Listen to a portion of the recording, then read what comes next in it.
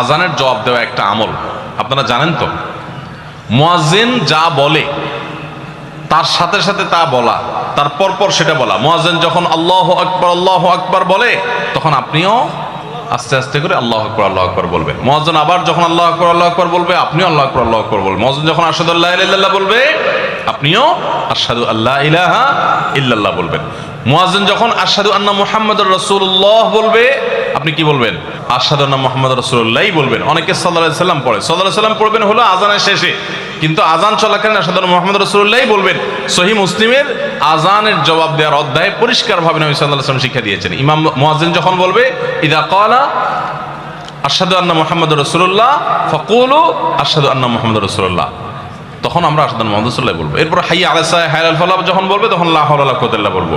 এরপর আল্লাহু আকবার বললে তাই বলবো, লা ইলাহা ইল্লাল্লাহ বলার সময় তাই বলবো। তারপরে আজানের জবাব দেবো, দুরূদ পড়বো, দোয়া পড়বো।